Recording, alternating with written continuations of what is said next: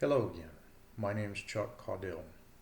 I would like to discuss the historical importance of the Presbyterian Church. According to the Presbyterian Church Historical Society, Presbyterianism started with the Protestant movement linked to Martin Luther and John Calvin in the 16th century. Calvinism was the primary tenet of the church. Church doctrine and government derived from the Westminster Confession of Faith and Catechisms of 1647 was a basis for the Presbyterian Church of England.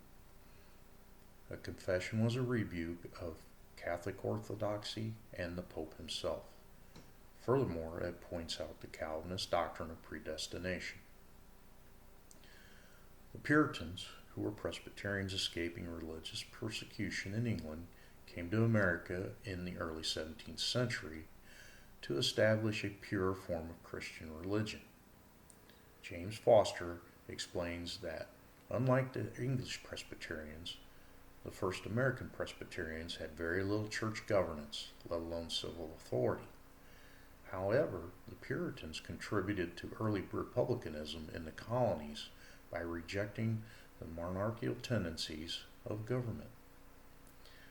The first organization of Presbyterian congregations was the Presbytery of Philadelphia. It was founded in 1706.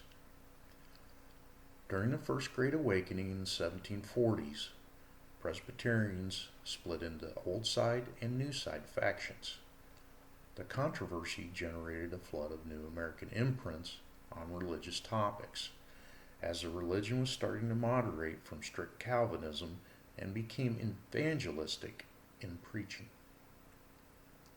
Benjamin Franklin and John Witherspoon were two prominent figures of Presbyterianism that emerged during the mid-18th century.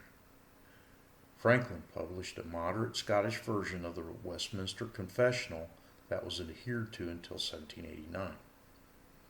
Witherspoon, an American Presbyterian preacher, signed the Declaration of Independence and was involved with the development of the federal Constitution along with Franklin.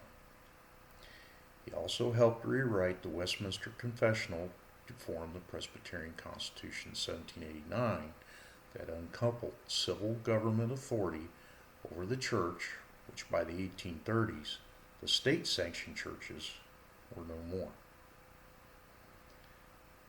Zachary Gers points out there was another split in the old school, new school churches from 1837 and 1838. In contrast to the new school, the old school was more firmly Calvinistic and less supportive of revivalism and social causes. Gers also says that the war on slavery split the church even further during the mid-1800s. The North faction contributed greatly to the debate over the abolishment of slavery. These factions continued for over 100 years until 1983, when the Southern Church and the Northern Church merged under the name of the Presbyterian Church USA.